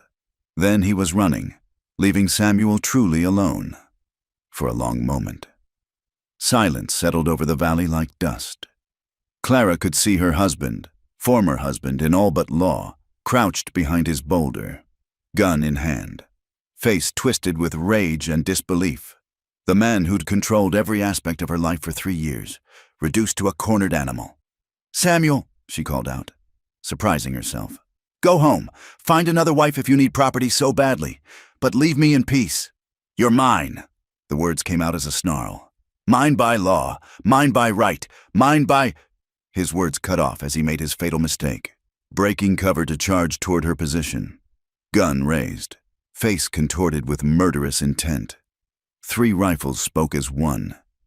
Samuel Morrison crumpled mid-stride, his momentum carrying him forward a few more steps before he fell face first in the desert dust. He twitched once, then lay still, his blood soaking into ground that had seen such endings before. Clara lowered her rifle with shaking hands. She didn't know which shot had been fatal, hers, Koa's, or Jebediah's. Perhaps all 3, perhaps none individually. It didn't matter. What mattered was the silence that followed, the absence of the voice that had defined her world through fear for so long. She climbed down from her position on unsteady legs, drawn toward the still form despite herself. Koa met her halfway, his presence solid and reassuring. "It's over," he said simply. Clara looked down at Samuel's body, waiting to feel something, regret, sadness, even satisfaction. Instead, there was only emptiness, like a tooth finally pulled after days of pain, the absence more noticeable than any emotion. "He was right about one thing," she said quietly. "By law, I'm still his wife. His property passes to me now. The ranch, the cattle, the money he loved more than any living thing." "What will you do?" Clara considered this, watching as Jebediah checked the wounded men, offering water despite their recent hostility. Joseph had managed to stand, leaning heavily against the doorframe but upright through sheer will. Sell it, she decided. Every acre, every cow, every stick of furniture that carries his memory. Use the money for something better. Such as? She looked around the valley, at the ancient drawings on canyon walls, at the clear stream that promised life, at the shelter that had given her sanctuary when she needed it most. Then at Koa, who'd offered her protection without possession, strength without dominance. "A school," she said, the idea crystallizing as she spoke, "for children who have no other chance. Apache children forced onto reservations, Mexican children caught between worlds, white children too poor for town schools, a place where they can learn without being told they're less than others." Koa's rare smile transformed his face. The desert would approve, knowledge flowing like water, giving life where it's needed. "Will you help?" The question carried more weight than the simple word suggested. "Try to stop me." As the sun reached its zenith, they worked together to deal with the aftermath, tending wounds, gathering weapons, preparing the single body for burial. Samuel would rest in the desert he'd never understood, far from the ranch that had been his kingdom and Clara's prison. By evening, Jebediah and Joseph were ready to travel, the tracker insisting he could ride despite his wound. "This one saved my life," Joseph said, gesturing to Jebediah. "Threw himself between Morrison's gun and me. I owe debt now. We're square." Jebediah protested. "I brought trouble here. Least I could do was help fix it." "Where will you go?" Clara asked. The older man shrugged. "Wherever men need honest gun work, I suppose. Though might be I'll be picker about who I work for now." "I might have work," Clara said slowly. "A ranch to sell, belongings to transport, later a school to build. I'll need good men, trustworthy men." Jebediah's weathered face cracked in a grin. "Ma'am, I believe I'm available." As the two men prepared to leave, Joseph to spread word of what had happened, Jebediah to begin the legal processes Clara would need. Koa drew the Apache tracker aside. They spoke quietly in their shared language, and Clara saw Joseph straighten, some of his old pride returning despite the whiskey damage. "What did you tell him?" she asked after they'd gone. "That the desert offers second chances to those who seek them honestly, that a man who remembers his honor can reclaim it." Koa paused. "And that if he helps spread the true story of what happened here, Samuel Morrison's name will carry the shame he tried to put on others." They stood together as sunset painted the valley in shades of gold and crimson. The day's violence seemed distant already, absorbed by ancient stone that had witnessed so much across the centuries. Clara felt the last of her fear dissolving, leaving space for something new to grow. "I should go to town soon," she said. "Face the legal matters, claim what's mine by law so I can give it away freely. When you're ready, the valley isn't going anywhere." "Neither am I," Clara said firmly. "This is home now. Whatever else I build, wherever the school rises, this valley will be part of it, a place where children can learn that strength doesn't require cruelty, that different bloods can flow together like streams joining a river." Koa took her hand, his calluses rough against her teacher-soft palm. But she had calluses of her own now, earned through survival and choice. "Then we build together," he said. "Your vision, my knowledge, creating something neither could make alone." As darkness gathered, bringing the desert's night music of coyotes and owls, Clara stood in the entrance of the valley that had sheltered her, saved her, remade her. Samuel Morrison lay buried beyond the canyon walls, his threat as dead as his body.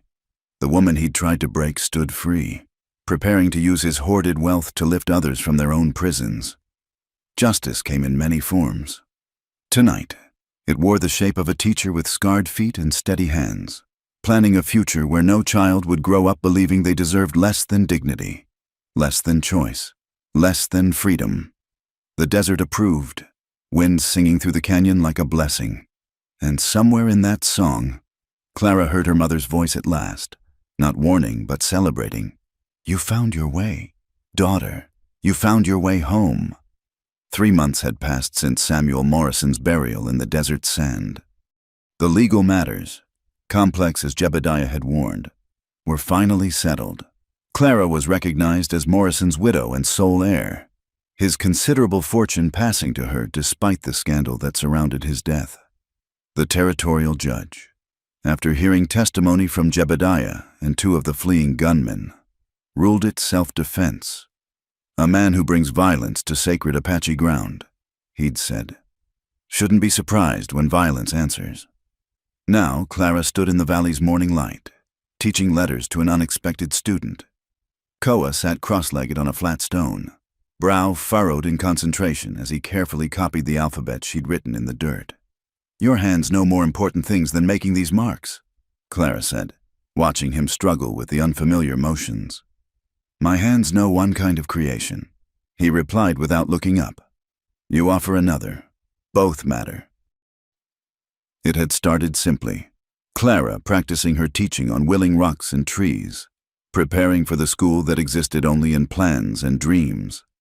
Koa had watched from his usual quiet distance until one day he'd asked, "These marks that hold words, could you teach them to one whose eyes see only pictures?"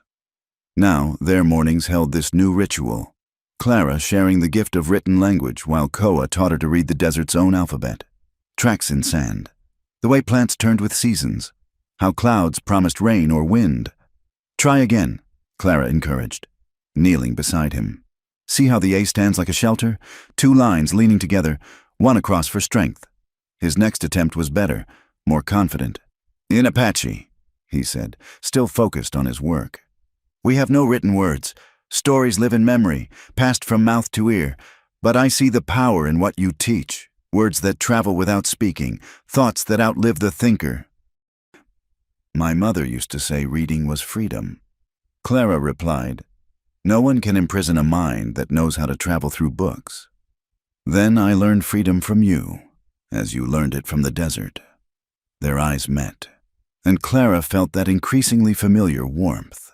Not the sharp heat of new attraction, but something deeper, like coals that burn steady through the night. 3 months of working together, planning together. Simply being together had woven something between them neither had quite named.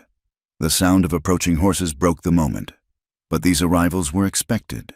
Jebediah Cross leading a small wagon train of supplies for the valley. With him rode Joseph, 3 months sober and standing straight in his saddle, the pride of his ancestors reclaimed. But there were others too, a Mexican woman with 2 young children clinging to her skirts, and behind them, a young white woman whose haunted eyes and careful movements told a story Clara recognized too well. Mrs.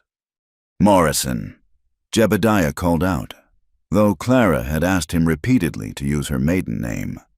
Brought the supplies you ordered, plus some folks who heard about your valley. The Mexican woman stepped forward hesitantly. Senora, we hear this is safe place. My husband, he die in mine accident. His brothers say I must marry him now, but he is cruel man. We have nowhere. You have here, Clara said firmly, moving to help with the children. This valley shelters those who need it. You're welcome as long as you choose to stay. The young white woman, she couldn't be more than 17, hadn't spoken, but the bruises fading on her wrists told enough. Clara caught her eye, offering a smile that said, I know, I understand. You're safe now. As they settled the new arrivals, Koa worked with Joseph to unload supplies, food, tools, books. Clara had ordered from as far as Denver, the beginning of her library, the seed of the school that would grow.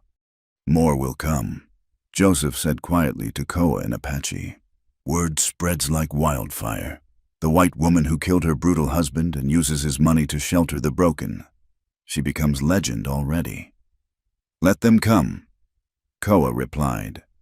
The valley has room, and Clara has plans that need many hands. Indeed. Clara's vision had expanded with each passing week. Not just a school, but a community. A place where different peoples could live and learn together. Where children could grow up seeing cooperation instead of conquest. That evening, they all gathered for a meal. Apache and Mexican, white and mixed. Sharing food and slowly building trust. The children, as children do, broke barriers fastest, playing together while their mothers watched with wary hope. Clara found herself teaching impromptu lessons, writing simple words in both English and Spanish, while Koa translated concepts into Apache. The young white woman, Mary, she'd finally whispered, watched with hungry eyes, and Clara made a mental note to assess her education. Another teacher would be needed soon. You create something new, the Mexican woman, Rosa, said wonderingly. Not Apache camp or Mexican village or American town. Something different. Something necessary. Clara replied. The world insists we must live apart, fear each other, fight for scraps while a few hoard plenty. But look, she gestured at the children playing. They don't know they're supposed to be enemies. We teach them that. What if we taught them something else instead? Later, as the others settled for the night, Clara and Koa walked to their favorite spot by the stream. The cottonwoods whispered secrets in the evening breeze, and somewhere an owl called, welcoming darkness. Your dream grows, Koa observed. Soon the valley won't contain it. Then we expand. Clara had been thinking about this. Samuel's ranch borders government land on two sides, land they stole from your people, sitting empty. What if we petition to buy it? Create a township founded on different principles. The government doesn't sell to Apache, or to women, but they sell to widows of prominent ranchers. And once it's mine, I decide who lives there. She turned to him, excited by possibilities. Think of it. Koa. Hundreds of acres where people like Rosa and Mary could homestead safely, where your people could live without reservation boundaries, where children of all bloods could learn together. You dream large dreams. I learned from the desert. It teaches that small dreams die in the heat. Only vast visions survive. He smiled at that, the expression transforming his serious face. Then we need lawyers who think like warriors, strategies that outflank prejudice, money applied like water to crack stone foundations. We, the word hung between them, waited with promise. Did you think I would watch from shadows while you reshape the world? He took her hands, his own calloused from work but gentle in their holding. Clara, these months, watching you heal, then grow, then lead, it moved something in me I thought died with my mother. Clara's heart thundered, but she made herself speak truth. I'm still married in law's eyes, even if Samuel lies in the ground. The scandal follows me, and I won't be any man's possession again, won't trade one cage for another, no matter how beautiful. I don't offer a cage. His amber eyes held depths of understanding. I offer partnership, equals building something together. Your vision and mine woven like the baskets my grandmother made, stronger together than apart. The world won't understand. Apache and white. They'll use it against the school, against everything we build. Let them try. His voice carried the quiet confidence she'd come to love. The desert doesn't care what the world understands. It creates its own truth. Cactus and dove, snake and rabbit, storm and silence, all exist together because that's what survival requires. Clara looked at their joined hands, his dark, hers pale, both marked by work and weather. I won't be a traditional wife. I have too much to build, too much to prove. Traditional wives are for traditional men. I am Apache who speaks Spanish and reads English, who honors 3 bloodlines and belongs fully to none. Traditional was never possible. He paused. But partnership, that we could create new, like everything else you envision. Before Clara could respond, young voices called from the camp, the children needing something, life intruding on private moments. But as they walked back together, she kept his hand in hers, decision crystallizing. Over the following days, the valley transformed further. Rosa proved skilled at cooking for groups, taking charge of communal meals. Mary, despite her youth and trauma, revealed a gift for organizing, creating systems for sharing work, managing supplies. Joseph began teaching the children basic tracking, his pride evident as they followed his lessons with eager attention. It's beginning, Clara told Jebediah one morning as he prepared for another supply run. Not just the school, but the community. What we talked about. It's more than that, the older man replied, watching Rosa's boys play warrior with sticks while Joseph showed them proper stance. It's hope. Been in short supply out here. People starving for it like they starve for water.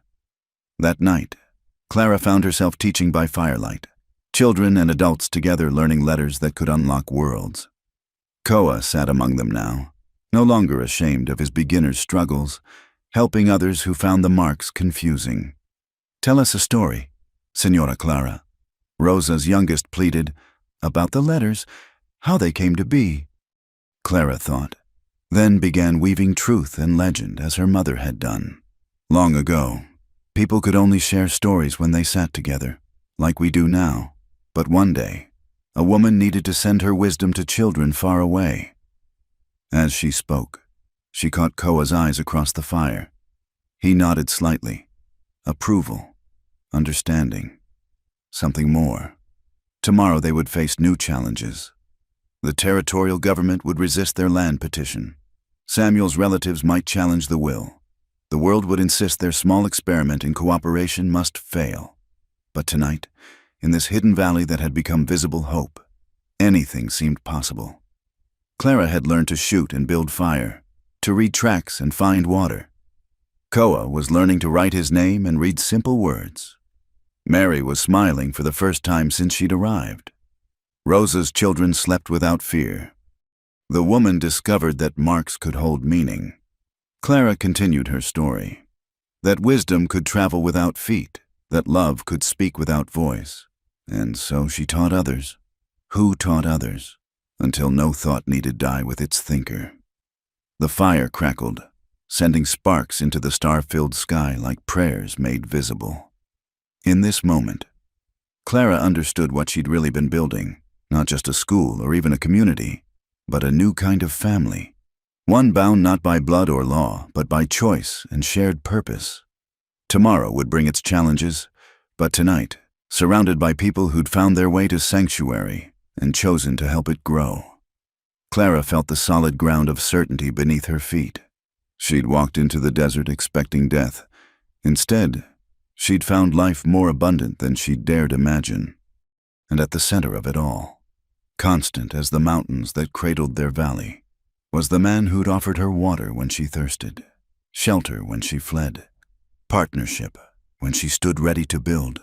Together, they were writing a story the desert would remember, a tale of transformation that proved sometimes the greatest victories came not from conquest, but from cooperation, not from taking, but from giving, not from fear, but from the daily choice to trust in tomorrow's possibilities.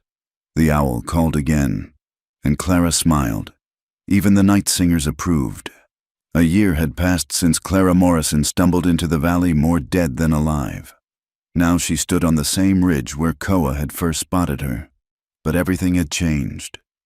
Below stretched not just the hidden valley, but the beginnings of something unprecedented. A settlement where Apache, Mexican, and Anglo families lived as neighbors, where children learned in 3 languages, where the impossible had become everyday reality. The territorial governor arrives tomorrow, Jebediah said, joining her on the ridge. He'd become her right hand in legal matters, his weathered face now permanent fixture in their growing community. Bringing a federal marshal and 2 legislators, they want to see this experiment for themselves. Clara nodded, unsurprised. Their petition to purchase the surrounding government land had caused an uproar in the territorial capital. A woman, a scandalous widow who'd killed her husband, daring to create a mixed settlement. It challenged every assumption about how the West should be won. "Let them come," she said, echoing words Koa often used. "They'll see children reading together who they insist should be enemies. They'll see prosperity where they predicted failure. They'll see the future, whether they recognize it or not." Down in the valley, she could see that future taking shape. Mary, no longer the terrified girl who had arrived months ago, taught arithmetic to a mixed group of students under the cottonwoods. Joseph demonstrated traditional Apache farming methods, while Rosa's boys translated for the Spanish-speaking families. And Koa, her partner in every sense now, worked with the newest arrivals, helping them choose land for their homes. They'd married 2 months ago in a ceremony that blended traditions: Apache blessings, Mexican music, American legal documents. The scandal had been immediate and intense, but also irrelevant. Out here, results mattered more than propriety, and their results spoke louder than any gossip. "Mrs. Nayati," a young voice called. Clara turned to see Running Deer, one of the Apache children, racing up the path. "Teacher Mary says, 'Come quick, the walls are finished.'" Clara followed, smiling at how the children used her married name so naturally. In town, she was still the Morrison widow to those who dealt with her money. But here, she was Clara Nayati, teacher and builder, partner and protector. The school building rose from the earth like it had grown there, adobe walls mixed by Apache hands, timber frames cut by Mexican craftsmen, windows purchased with Morrison money and installed by Anglo settlers. Above the doorway, carved in 3 languages, were the words she'd chosen: "Knowledge is the path to freedom." "It's perfect," Mary breathed, running her hands along the smooth walls. The young woman had bloomed in the valley's safety. her teaching gift emerging as her fear receded. Our own real school? Our beginning, Clara corrected. Wait until you see the library Joseph and Koa are building. As if summoned by his name, Koa appeared, paint spattering his clothes. He'd been working on the interior murals, Apache symbols interwoven with Mexican patterns and American motifs, creating something entirely new. The governor will hate it, he said with satisfaction, slipping his arm around Clara's waist. Good. Hatred means we're doing something worth noticing. She leaned into his strength, still marveling at how natural this felt. Are the families ready? As ready as they'll be, though Miguel still wants to hide his Apache wife when the officials come. No hiding, Clara said firmly. We show them exactly what we are.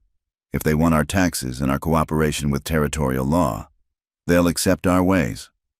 That evening, the entire settlement gathered for what had become their tradition, a communal meal where each family contributed something, where stories were shared in multiple languages, where children played without regard for the boundaries their parents had been taught to maintain. Clara watched it all with a full heart. There were 43 people now, with more arriving each month.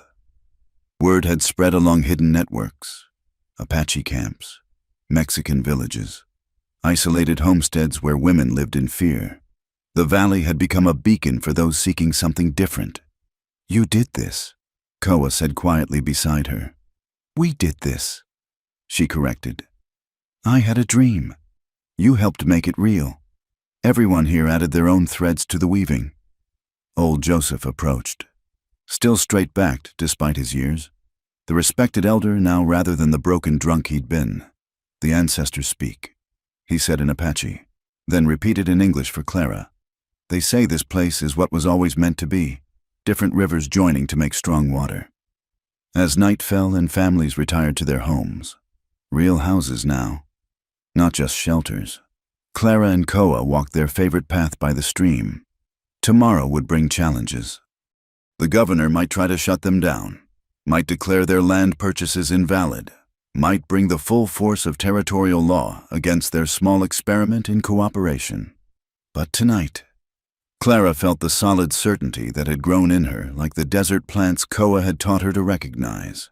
Deep roots that could survive any drought, thorns that could defend against any threat, blooms that would emerge no matter how harsh the conditions. Do you ever regret it? Koa asked suddenly.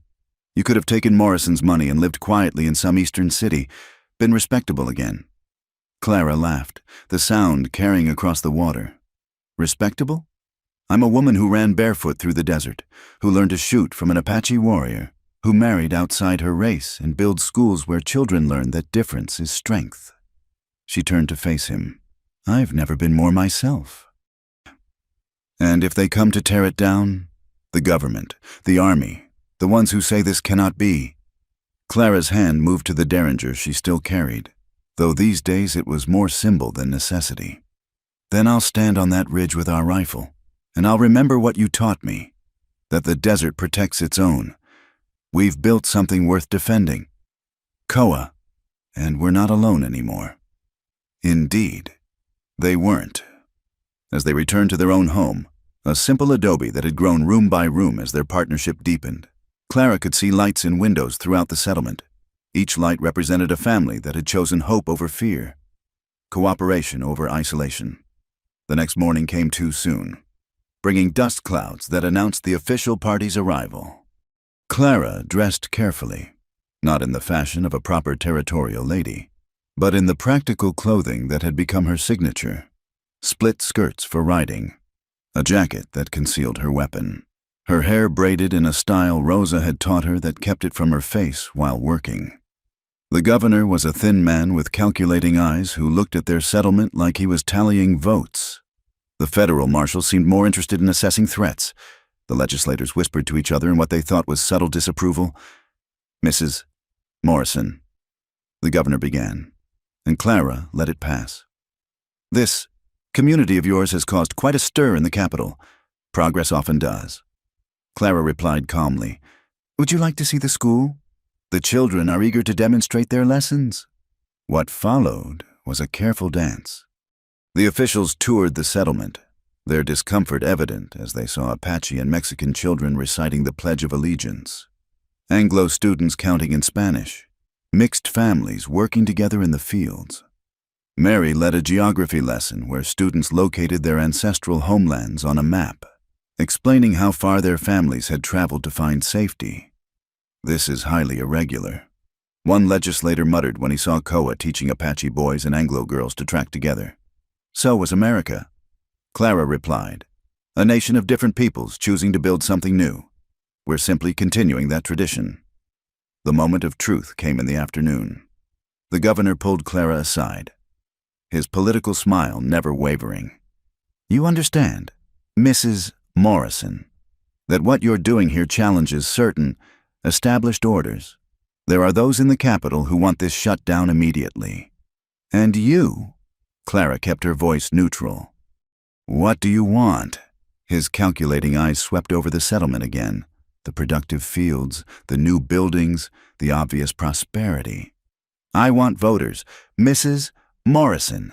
I want tax revenue. I want territorial growth that attracts federal investment." He paused.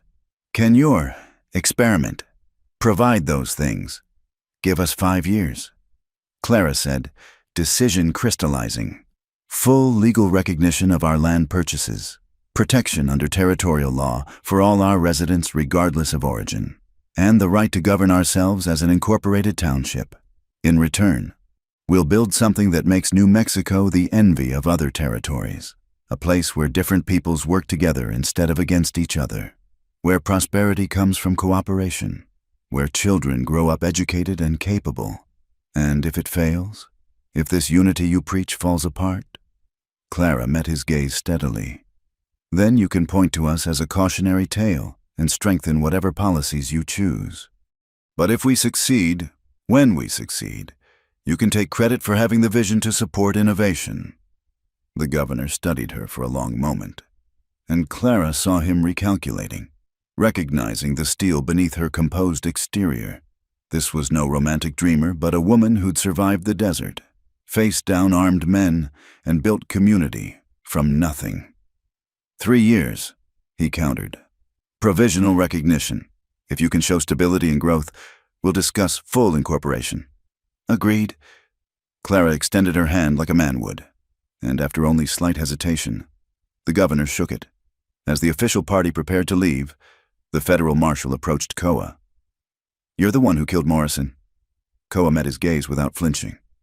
"I defended this valley and those under my protection. Morrison chose to make that defense necessary." The marshal nodded slowly. "My wife's cousin married a brutal man. Took her 5 years to find the courage to leave. She wasn't as fortunate as Mrs. Nayati, is it now, to find somewhere safe to run." He touched his hat. "I'll report that I found no violations of federal law here."